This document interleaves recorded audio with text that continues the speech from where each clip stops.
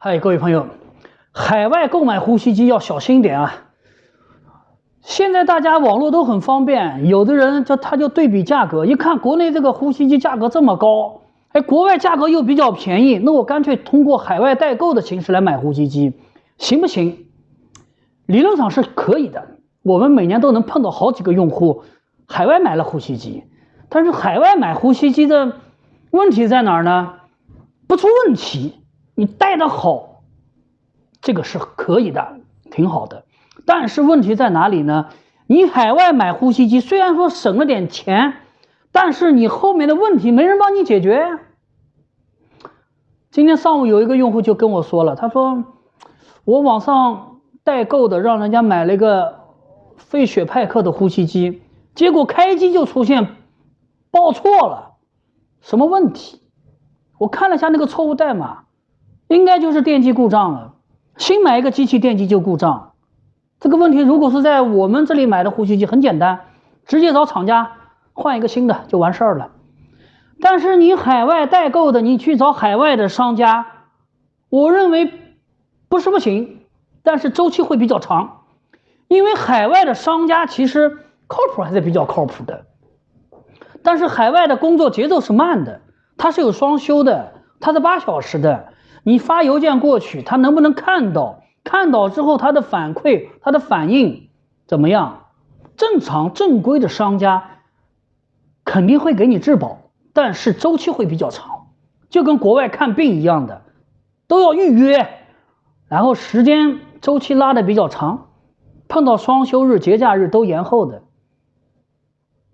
那这个海外购买呼吸机还有一种情况，就是说是你买了之后带不好了。你后续有问题，你的参数要调整，你的数据要不要分析分析？你找不到人啊，就是说你需要你问别人，咨询商家，商家没有，你去哪儿问呢？因为我经常讲，呼吸机这个东西，它不是一锤子买卖，你买了以后肯定有问题。我经常讲，你买了呼吸机，你日后肯定有问题要找到我的，你不可能买了呼吸机这辈子不联系我，不可能的。除非就是你确实放弃了呼吸机了，因为这种人也很多。我们经常有碰到用户买了呼吸机了，带不好直接闲置了，扔了，不用了。如果你想用，你肯定会碰到问题，碰到问题你就要咨询商家。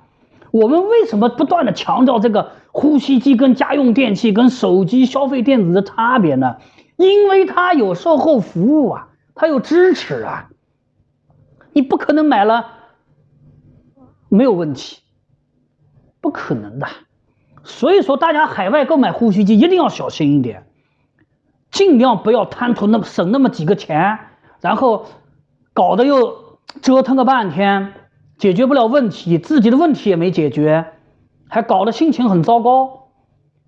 其实现在国内呼吸机的价格跟国外呼吸机的价格其实相差是不大的，甚至都没有差别，因为国内呼吸机有些商家在卷，是吧？其实价格现在不是大问题，价格是包含有售后服务的支持的，这个要搞清楚。